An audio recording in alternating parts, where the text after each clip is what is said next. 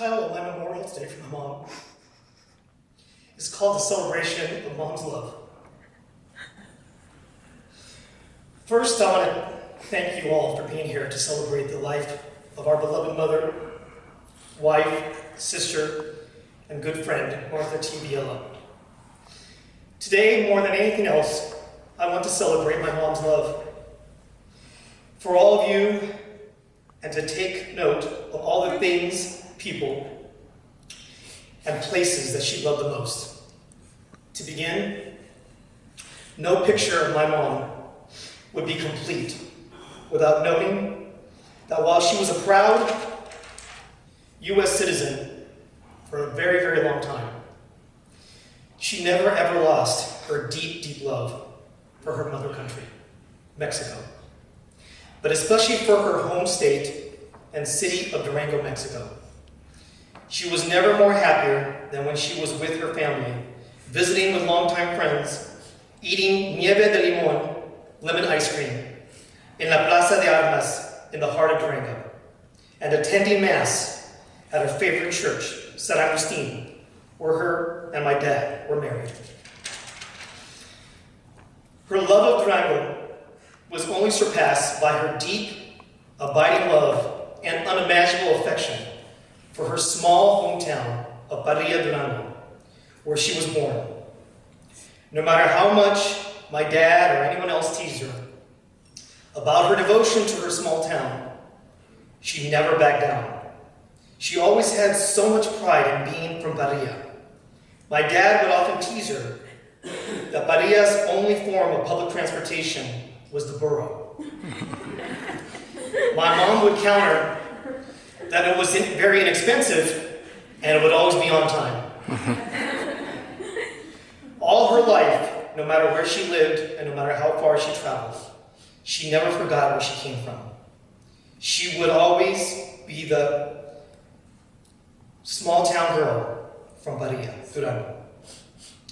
Which brings me to my mom's other love, her love of all her family and longtime friends. I'm going to start with her friends. Even as a little boy, I was constantly amazed by how many friends my mom would keep in touch with. These friendships started 20, 30, and 40 years ago, and they remain strong to this day. My mom would not have it any other way. She did not know any other way to live her life. When it came to visiting her friends, our dad would often joke that it would take my mom at least a half hour to say goodbye.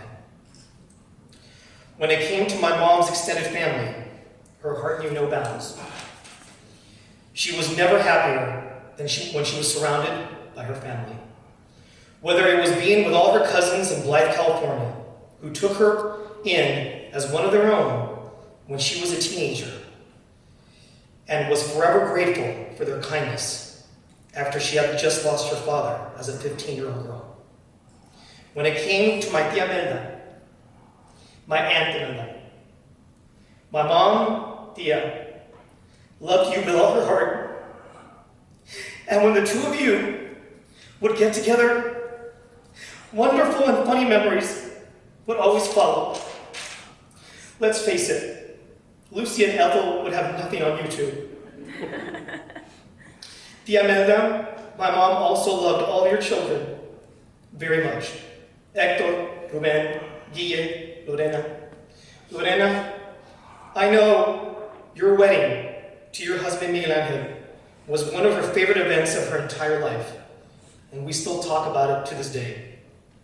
Tia Melda, I know, however, there was one of your children that my mom had an incredible lifelong connection with, that is so deep and filled her heart so much. The only way to describe it is that she considered Lucy her daughter as well. Lucy, I can tell you honestly that not a week went by that my mom did not mention your name. She loved you beyond words. And one of my all-time favorite moments between you two just happened last week. When you arrived at our hospital room last Wednesday night, she could not believe that you were there. I will never forget how you still made her smile and laugh that night while she was there in ICU. Thank you, Lucy, for that moment. Thank you for being there for her. I know that made her very happy. Lucy, the love that she felt for you was only matched by the love she felt for your children, Claudia, Karina, Mario Arturo. Claudia, my mom loved you so much and would always boast to anyone that would listen that she was the first one to hold you in her arms just moments after you were born.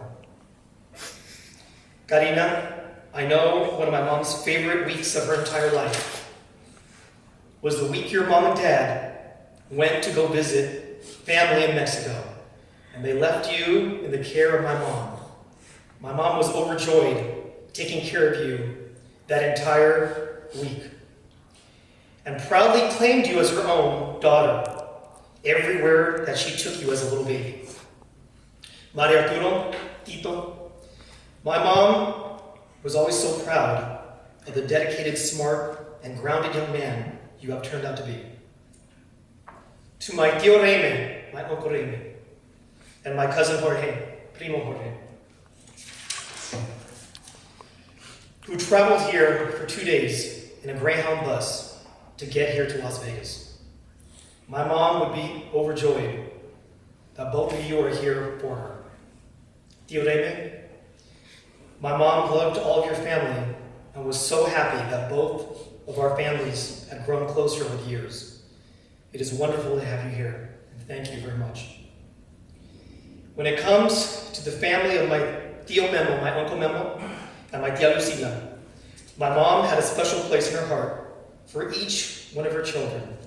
Memo Jr., Mayela, Luis, Marugenia, and Arturo. However, once again, there was an incredible, special love and connection that my mom had with one of my uncle's children. My cousin, Nena Lucila, was the apple of my mom's eye. Nena, my mom loved you so much. And I know the year that you stayed with us here in Las Vegas so you could learn English was filled with laughter and great memories that made my mom smile 24 years later. She also loved your daughters, Samantha, and my goddaughter, Natalia, very much. However, no picture of my mom's life would be complete without sharing with you the overwhelming and overflowing love that she felt for her older brother, my tío Memo. My tío Memo was her patron saint. He was the older brother and her father, all rolled into one. Since my mom and my uncle lost their father at a very young age, my tío Memo assumed the role as head of the family in his early 20s. Save for my mom's own husband, my dad, and her own children, my mom probably loved her brother, Guillermo, more than anyone else on the planet. He so wishes he could have been with us to celebrate my mom's life and his entire family. And I know that sincerely. And they are here in spirit. Now, when it comes to the marriage between my mom and my dad, no matter how much her children, all of us, would watch my mom and dad quarrel, bicker, and get after each other each and every day, I know in my heart of hearts, she loved being married to my dad. And I know her proudest achievement was not only that she got Dad to marry her once, but she got Dad to marry her twice when they renewed their vows on their 40th wedding anniversary. I also know that the evening when as a family we celebrated their 50th wedding anniversary, took them to Rosemary's Restaurant and got them a room at the Palms Hotel, that was one of the happiest nights of my mom's entire life and of ours as a family. Jerry, as her firstborn, you always had a special place in her heart. She always knew what a good son you always were to her, and that she could always count on you for everything. it just won't be the same without our mom scolding you and myself for yelling and cursing when the Lakers are not doing well. But I want you to know that our mom will always have a courtside seat in heaven, cheering the Lakers on for the rest of our lives. My sister Martha, I think one of my mom's happiest days of her life was when you married your husband Tony. She always felt at peace that you two had found each other. And Tony, my mom cared and loved for you very much. For my younger brother Javier, my mom always had her challenges with you, but she always saw the good in you no matter what. And I know you love her very much. No picture of my mom would be complete without also telling you about her devout faith in God. She, to her last day, was a deeply, deeply dedicated Catholic woman who attended Mass every Sunday. She would always tell me, even as a little boy, that someday God would call her home. Well, that day finally arrived. But before we let you go, Mom, I want to make you a few promises. We will always follow your shining example in how you lived your life. We will always get together as a family during Thanksgiving, and the house will be filled with the aroma of the best turkey stuffing that we all have had our entire lives. We will make the pumpkin empanadas after every Halloween, just like you did for all of us every year of my entire life. We will put your Christmas tree up every year at your house, just like you did. We will give you flowers and cards every year on your birthday and on Mother's Day, no matter what. I will go visit our relatives in Durango very soon, because I know nothing would give you greater joy and happiness than seeing us all together as one large family once again. And I will also go to Madrid, Spain, Mom, because I promised you 4 years ago that I would take you there with me. And I know you will be there in spirit, at my side. I'll try to get my dad to go with me, but wish me luck on that one. Our mom was the guiding light of our lives, and our world will never be the same without her. Every single time,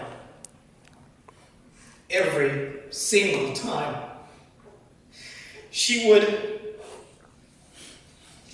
close her conversation with me